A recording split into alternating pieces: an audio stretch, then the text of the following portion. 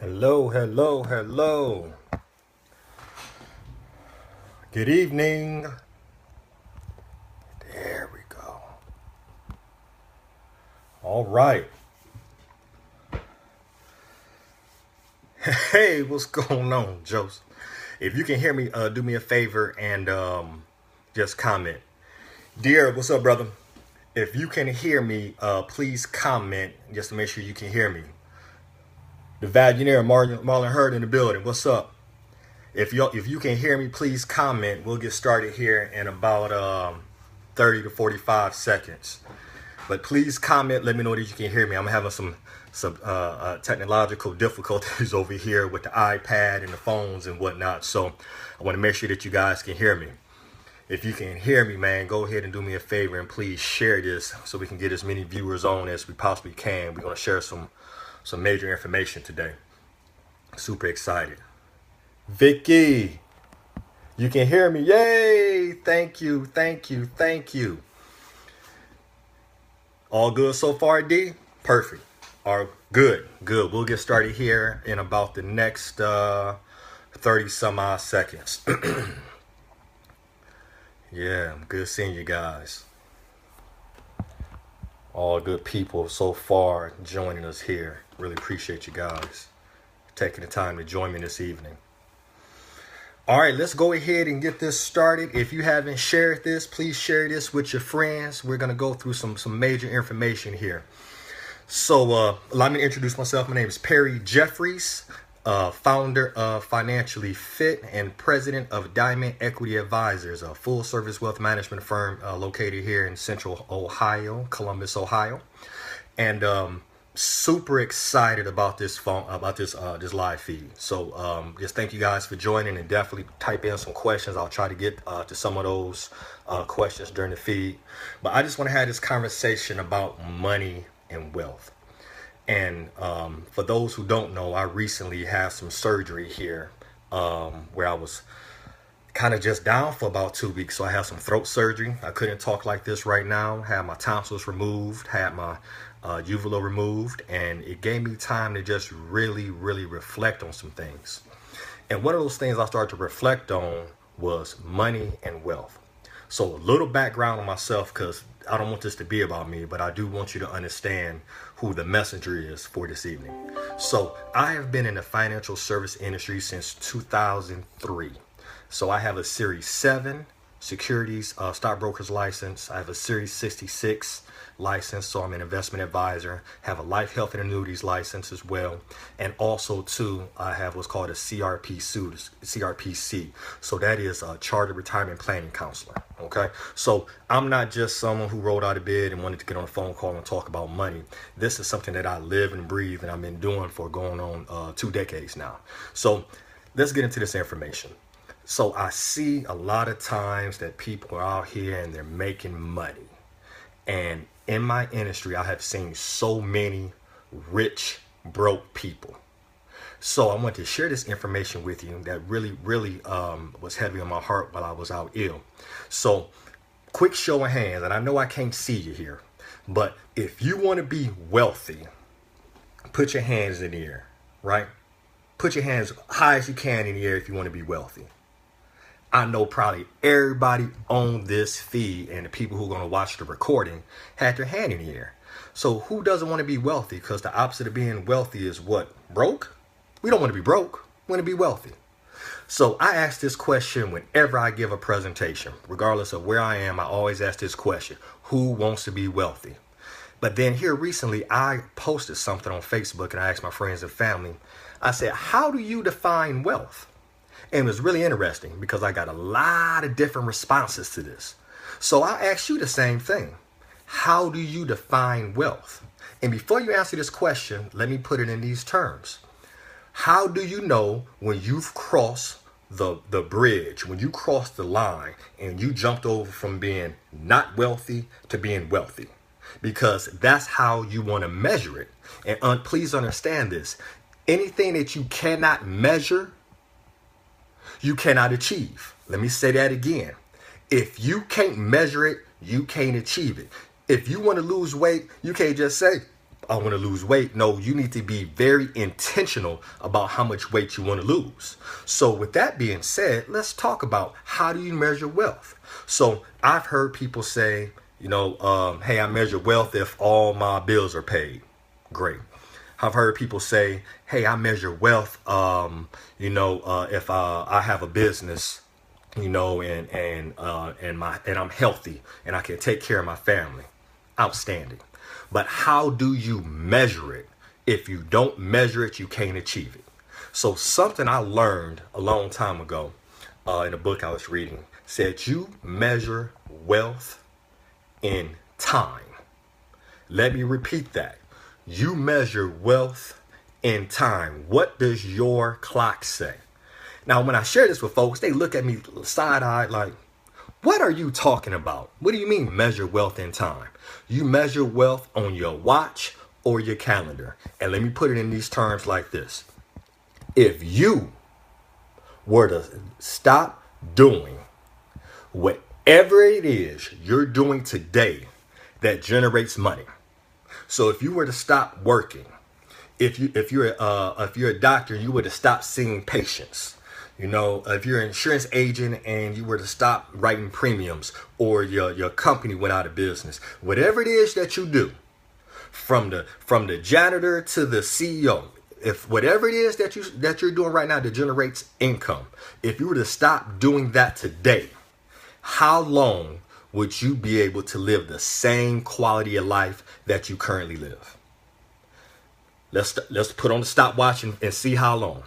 Would you be able to maintain your quality of life for the next year? Would you be able to maintain your quality of life for the next 10 years, 30 years? Or are you on the opposite end of that spectrum? Would you be able to maintain your quality of life for the next month? I had somebody ask me this one more time. I say this at a seminar I was doing. They said, Perry, if we're measuring wealth on time, I got about 48 hours because I need my paycheck right now to get caught up on some bills. So if we're going to measure wealth in time, what is it that you need to do right now so that at some point in time you can cross over from being not wealthy to being healthy? To being wealthy. So I've had some people even say to me, well, Perry, if I have my health, I'm wealthy. Well, that's great. But if you lose your job tomorrow and you don't generate another dime of income, how healthy are you going to be when you start stressing out trying to figure out how you're going to pay those bills? Right? So let's think about that for a second. What is it that you need to do now to create wealth? All right. Now, when I share this with people, typically they look at me like, man, I've never thought about wealth that way. So let me give you a couple stories here. I've seen, and since I've been in this industry for going on 14 years now, I've seen broke millionaires. That's right. Broke millionaires. I've seen a person with $1 million in their investment account spending $10,000 a month, which is $120,000 a year, which means they're probably going to run out of money in 8 to 10 years. That ain't wealthy, right? So please don't mistake being wealthy with making good income or quote unquote being rich, because that's not wealth. I've also, too, on the flip side of that, seen a situation where a client of mine had about $250,000. Now, to some people, that may seem like a lot of money. To other people, that may be like, that ain't no money. But guess what? Because they had their arms wrapped around their budget and they knew every dollar coming in and every dollar going out, and they eliminated their debt, and they had other income coming in from pension plans and Social Security and things of that nature, they actually don't have to work another day in their life, and they have a surplus of income coming in between their investments and their other sources of income. So that's wealth. So please understand, you don't have to make a lot of money to be wealthy. What you do need to have is a plan. Now, typically when I give this talk, I go into Robert Kiyosaki's cash flow quadrant, if any of you guys are familiar with that. I'm not going to go into that this evening. I'm going to save that for a different talk. But understanding that there on the 4 quadrants, you have the E quadrant, which is the employee. You have the S quadrant, which is self-employed. You have the B quadrant, which is a business owner. And then you have the I quadrant, which is investments. And wealth is found on that side of the quadrant that has business ownership and investments. That's where you're going to find wealth, because on the other side of the quadrant, you are ultimately trading your time for dollars. Now, I'm not saying that you can't be wealthy by having a job, but you need to make sure that you're redirecting that money to either that B quadrant or that I quadrant. That means taking care and putting money into your retirement plans, getting your debt paid off, trying to find possibly a business that's going to generate some residual income. Because understanding residual income and investments, fixed income, those type of things can help you become wealthy. You don't even have to have a huge nest egg, but you do need to have a game plan.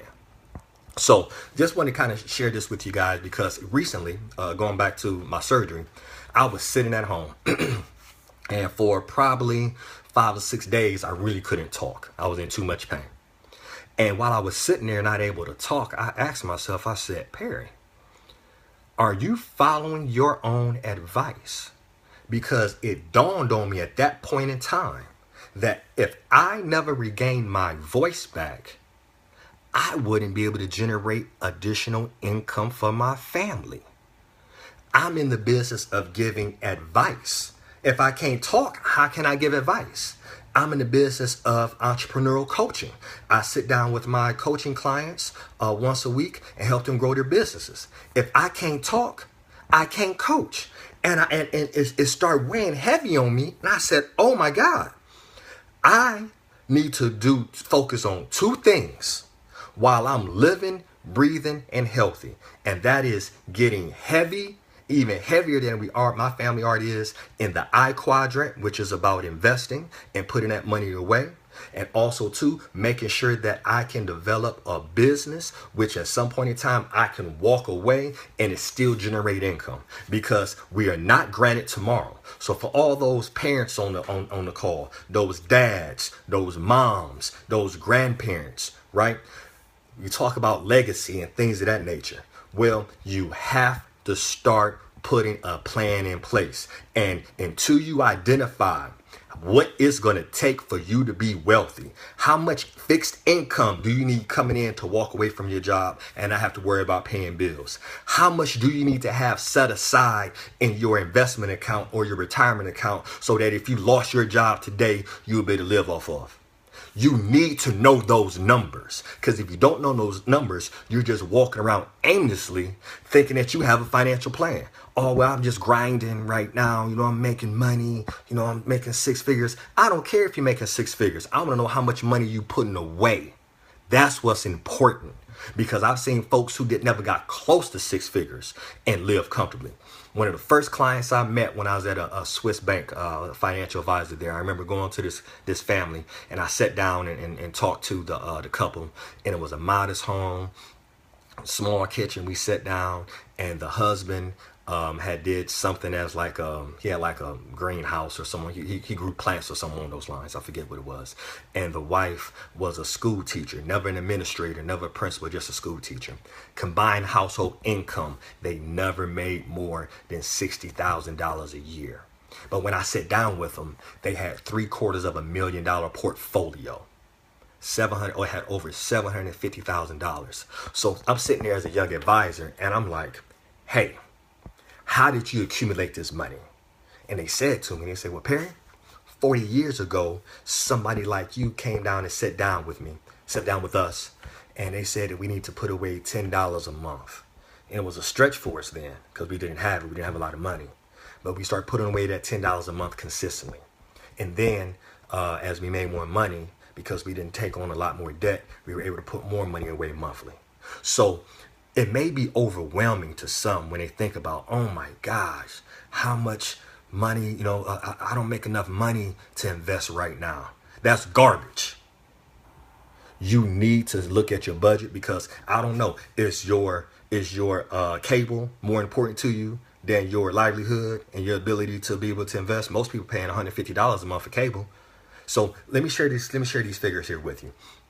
I'm in front of my computer right now, and something I like to share with folks, if you never heard it before, is a concept called dollar cost averaging. So dollar cost averaging is just when you simply take a fixed dollar amount and you put it away every month like clockwork. Now you can do this in your retirement plan, you can do this in your investment account, whatever the case may be. But I ran some numbers here. I said, if somebody started out with $1,000 and they put away $250 a month, that's probably, what you spend on the weekend going out to eat. I know, because I've seen you guys at the fancy restaurants, because I've been there too. So I'm not pointing the finger. I got to point the finger at myself as well. But $250 is probably what you spend maybe eating out, going to the movies during the course of the month. So it's there. Some of y'all are spending that on tennis shoes every month. But don't get me started on that one, because I see people walking around wearing their retirement, wearing their wealth on their feet. But that's a whole nother topic. But let's say that you start off with $1,000 and you put away $250 a month. That is $3,000 per year. $250 a month is $3,000 per year. I'm 40 years old. So let's say I want to retire at age 65. If I put that money away, and let's say hypothetically I got a 7% return on that money, at the end of 25 years, I would have almost $210,000. $210,000. That ain't bad. Now me, do I think I'm gonna I'll be able to retire off of $210,000? Probably not. But if I multiply that times 4, and I'm putting away $1,000 a month, or I'm putting away $500, my wife's putting away $500, we're collectively doing this, that puts us at, multiply it times 4, almost $900,000. Could I live off of that? I could probably live off of that. Definitely. So again, please understand, people, it's not about how much money you make. It's about how much money you keep. So this is not a scripted conversation I'm having with you guys today, but making sure that you get your taxes in order. Make sure that you get in maximizing all your tax deductions. What's a quick way that you can actually free up more money is start you a home-based business.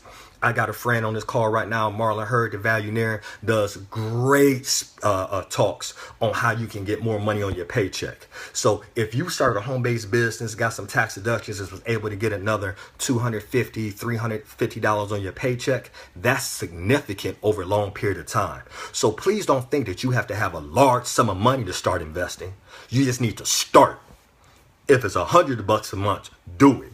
$200 a month, do it. But you need to have a game plan, and you need to reverse engineer into your goal. And if you don't know what reverse engineering is when you take the end goal and then you back into that goal and see what steps you need to take on a daily, weekly, monthly, and yearly basis to be able to get to that goal. Because again, if you can't measure it, you can't achieve it.